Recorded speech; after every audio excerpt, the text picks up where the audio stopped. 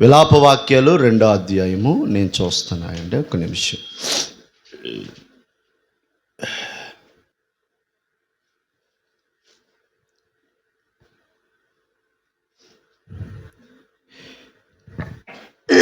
పద్దెనిమిదో వచనం, 2:18 చదవండి.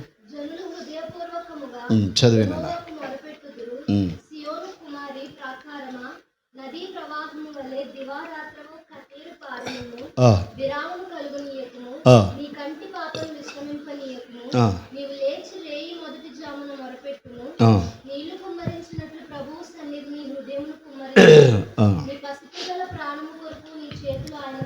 ఒకసారి స్తోత్రం చెప్తారా? ఇలా కూర్చో. బిడ్డలారా, సియోను కుమారి ప్రాకారమా అంటున్నాడు. ఆమె అనండి, సియోను కుమారి. సియోను అంటే నూతన యెరూషలేమైన పరలోక పట్టణం, ఆత్మ సంబంధంగా. చూడండి, ఈ సియోను కుమార్ అంట ప్రాకారములా ఉండాలంట. ఆమె ఏం చెప్పండి, ఎలా ఉండాలంట? అసలు ప్రాకారం యొక్క ప్రాముఖ్యత ఏంటంటే, దేవుని బిడ్డలారా, ప్రాకారము మన ఇంటిని కాపాడటానికి ఎంతో దోహదపడుతుంది. ప్రాకారం ఏంటండి? మన ఇంటిని కుక్క రాకుండా, పాము రాకుండా, పిల్లి రాకుండా, ఇంకా ఏది ఏమండి మన లోనికి ప్రవేశించకుండా ప్రాకారం ఆటంకం, అడ్డుగా నిలబడుతుంది. ఇప్పుడు దేవుని పిల్లలు పరలోక వాసులుగా ఉంటూ ఈ ప్రాకారములా ఉండాలంట. పరలోక పట్టణ సంబంధమైన బిడ్డలను ఏమంటున్నాడంటే, సియోను కుమారి అంటే పరలోకానికి హక్కుదారత్వం సంపాదించిన బిడ్డ, నీవు ఒక ప్రాకారముగా ఉండాలి. అసలు దేనికి ప్రాకారంగా ఉండాలి? ఎవరికి ప్రాకారంగా ఉండాలంటే, నేను చెప్పే ఈ సందర్భంలో ఏమండి, ఒక ఇంటికి వారు ఒక ప్రాకారము వలె మారాలి. చదవండి, కింద నదీ ప్రవాహం వలె దివారాత్రము కన్నీరు పారనిమ్ము. ఈ ప్రాకారం వంటి, వింటున్నారా?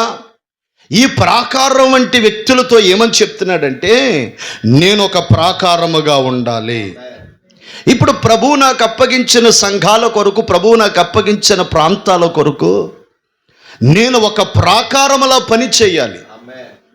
అలా పనిచేస్తేనే అపవాది చొరబడడు. అపవాది దేవుని బిడ్డలారా సంఘాన్ని పాడు చేయుడు, నాశనం చేయుడు. వాడు సంఘాన్ని బలహీనపరచడు. వాడు దొంగయు దోచుకున్నవాడు. వాడు గొంటనక్క. దేవునికి స్తోత్రం. వాడు ఏం చేస్తాడంటే, దేవుని బిడ్డలారా, చొరబడి సంఘములో, సామెతల గ్రంథంలో అంటాడు, బండ మీద సర్పపు జాడ అంటాడు. బండ మీద ఏ జాడండి? కొంచెం సర్పము జాడ. బండ అంటే సంఘం. వింటున్నారు? సంఘములోనికి అపవాదట కనబడకుండా చొరబడిపోతా ఉన్నాడట.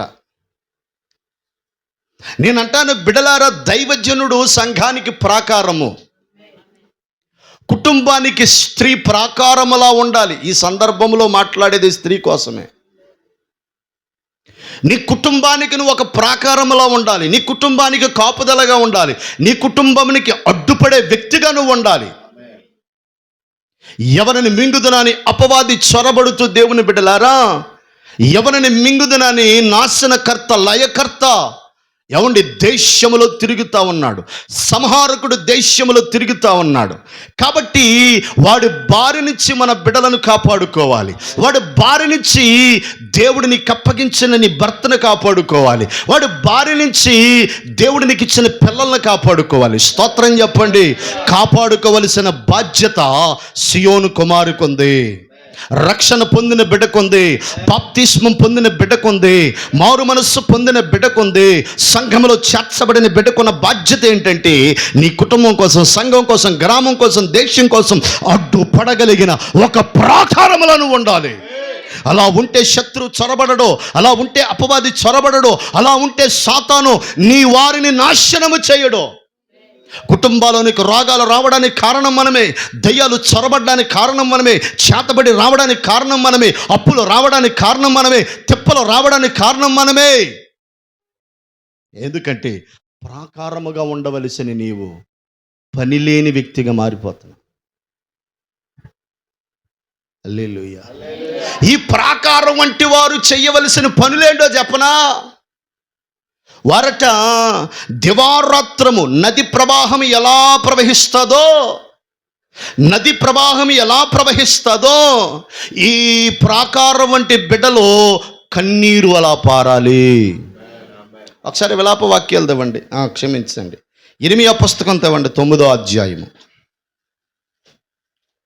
ఆ పుస్తకం విలాప రాసింది ఆయన, ఇర్మియా రాసిందే ఆయన. ఇర్మియా నేను చెప్తానండి, మీరు కంగారు పడకండి. 9:17 చదవాలి చక్కగా. సైన్యములకు అధిపతి యెహోవా ఎలాగూ సెలవిచ్చుచున్నాడు, ఆలోచింపుడి. రోదనము చేయు స్త్రీలను కనుగొని వారిని పిలవనంపించుడి, తెలివిగల స్త్రీని కనుగొని వారిని పిలవనంపించుడి. మన కన్నులు కన్నీళ్లు విడిచినట్లుగా, మన కనురెప్పల నుంచి నీళ్లు ఒలుకున్నట్లుగా వారు త్వరపడి మనకు రోదన ధ్వని చెయ్యాలి. ఇక్కడ అన్నాడు మనకు రోదన ధ్వని.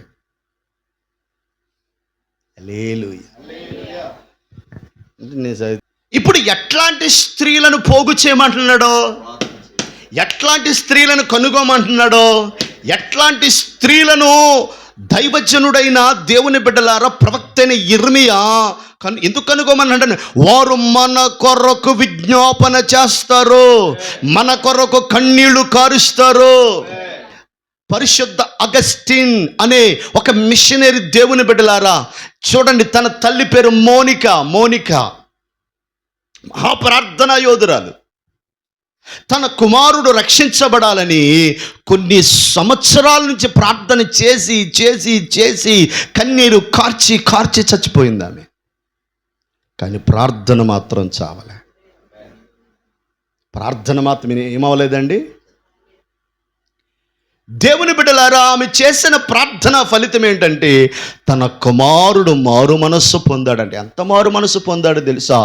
తన ముందు పాపము కనబడుతున్న ఆ పాపము లెక్క చేయనంత పరిశుద్ధతలోకి వచ్చేసాడంట.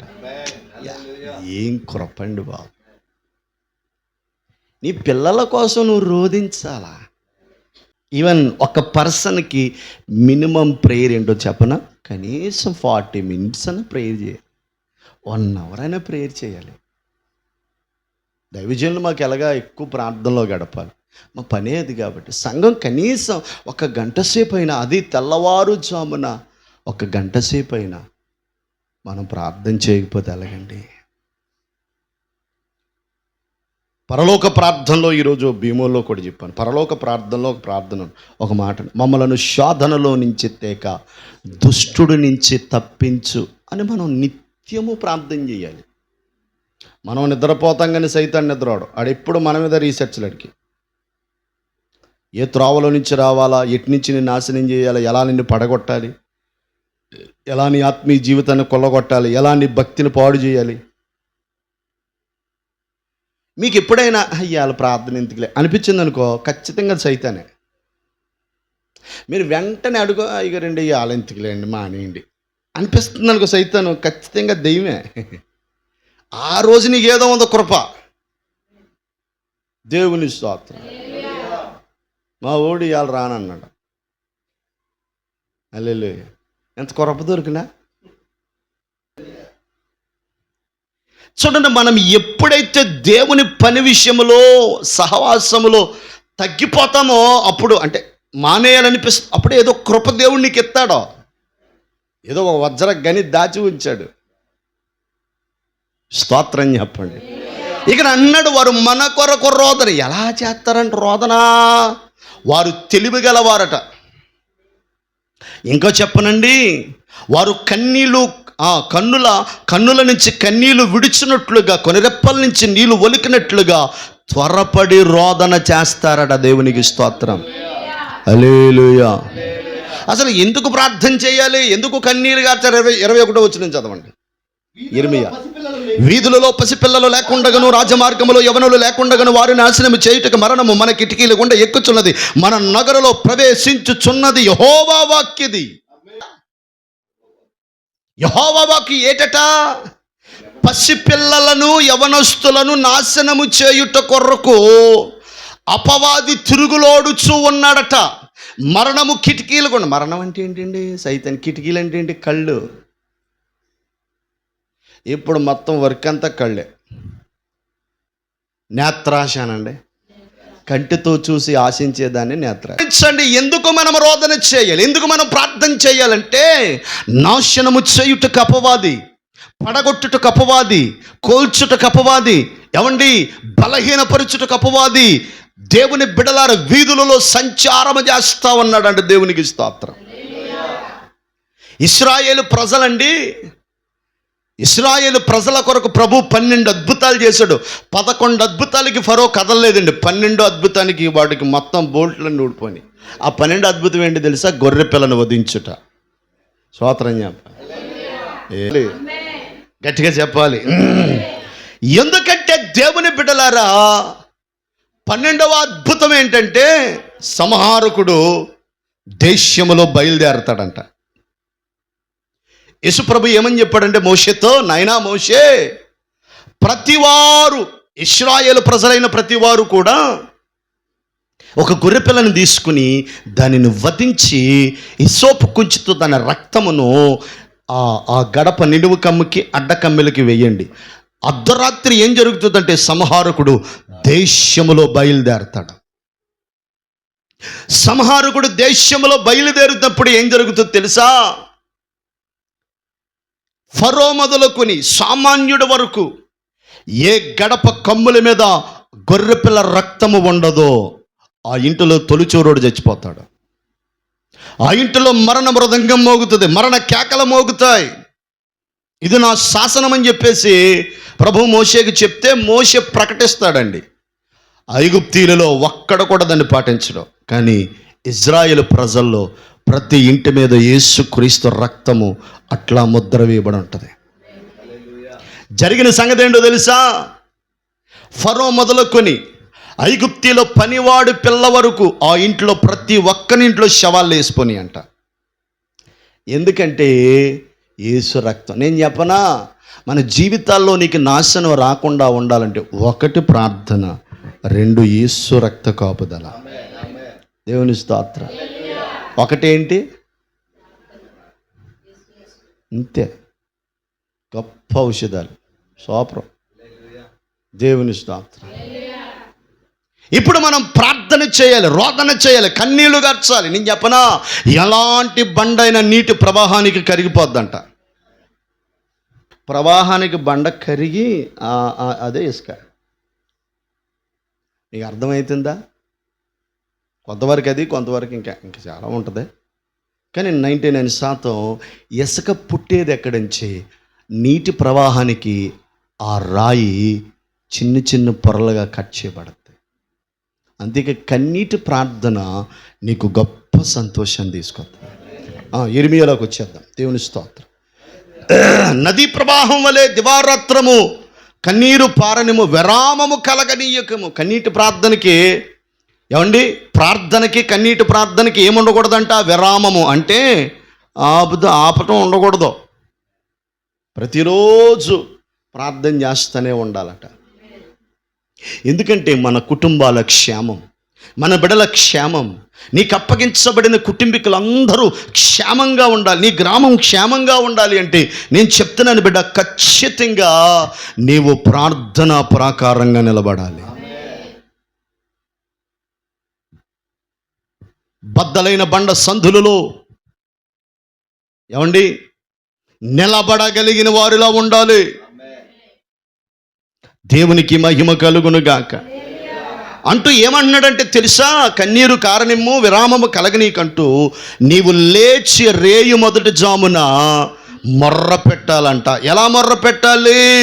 నీళ్లు కుమ్మరించినట్లుగా ప్రభు సన్నిధిలో నీ హృదయం. 2 విషయాలు చెప్పాడు ఇక్కడ. 1 కన్నీరు పారాలి అంట, హృదయాన్ని కుమ్మరించాలి. ఈ 2 చాలా అద్భుతమైనవండి. అసలు ప్రార్థన లోతుల్లోకి వెళ్ళిన బిడ్డలు పొందే అనుభవాలు ఈ రెండు. హృదయము కొమ్మరించుట. నేను చెప్పనా, కొన్నిసార్లు కన్నీటితో ప్రార్థన చేస్తున్న తరుణంలో మాటలు ఆగిపోయి మన లోపలి నుంచి కన్నీరు భావన హృదయంలోంచి ఉప్పొంగి కింద పడద్ది. అదే హృదయం కొమ్మరించటం అంటే అదే. అన్నమ్మ మందిరంలోకి వెళ్ళి ఏడుస్తూ ఉందంట. హృదయం మౌనంగా ఉండి వల ఎప్పటికే చాలాసార్లు ఏడ్చేసింది. చాలాసేపు నేను ఏడుస్తుంది.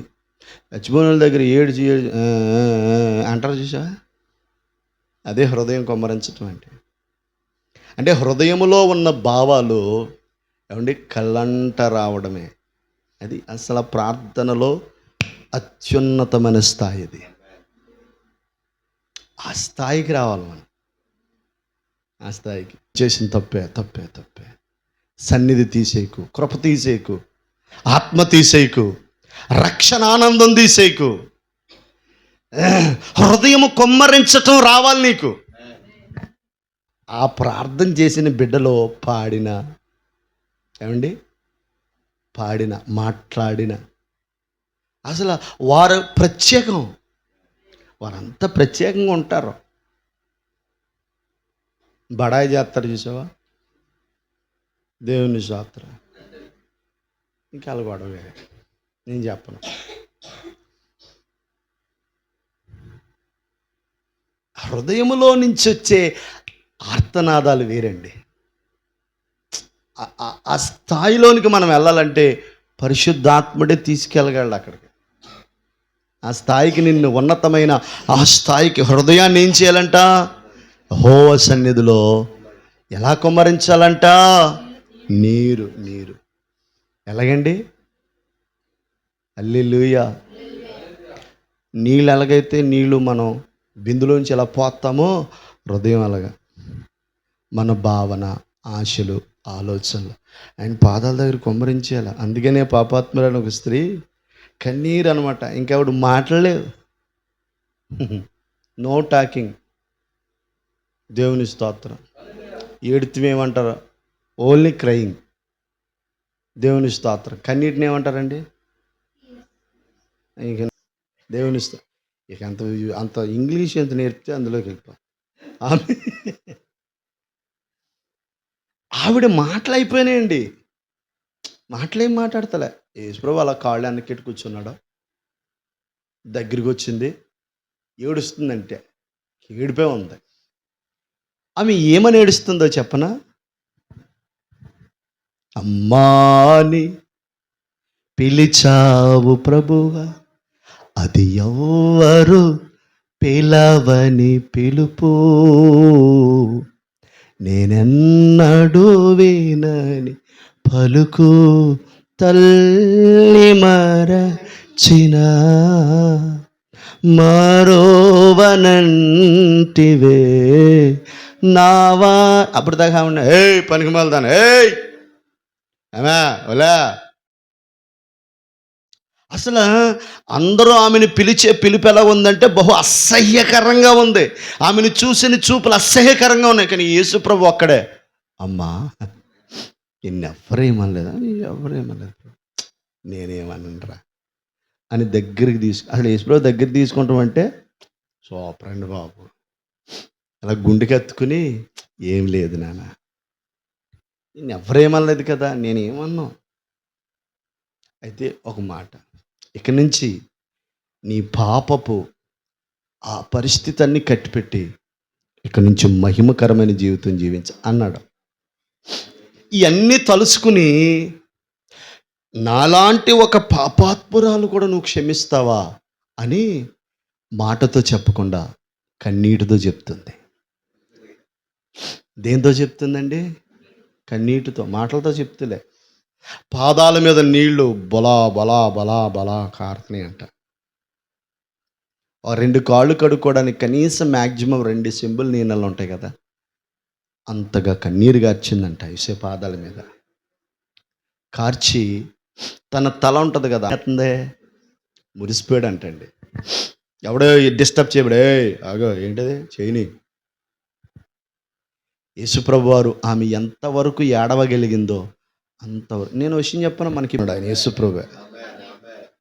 నీ కన్నీటి విలువ అక్కడెక్కడ. ఇంకోటి చెప్పనా, వేస్ట్ వాటి కోసమే ఆడవద్దు.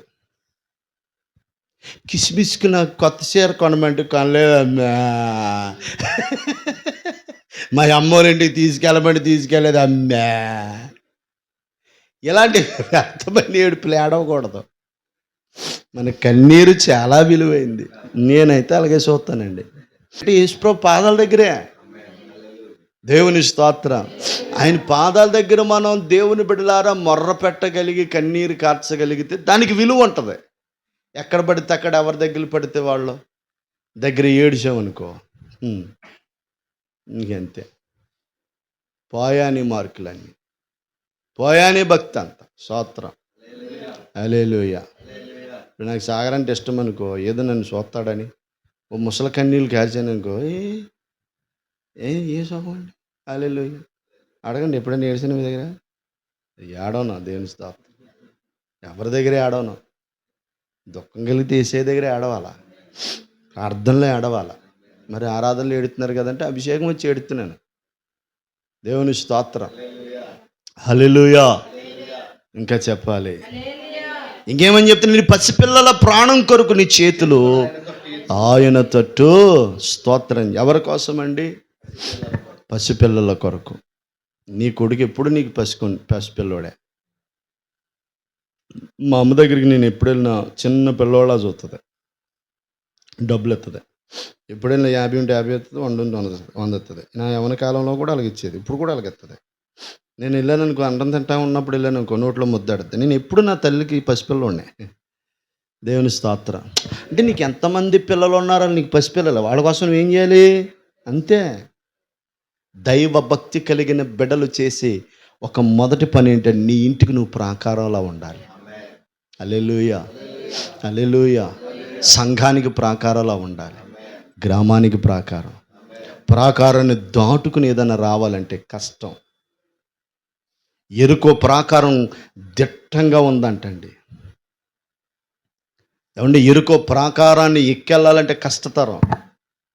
అలాగ మనం మన కుటుంబానికి ఒక ప్రాకారంలా ఉండాలి.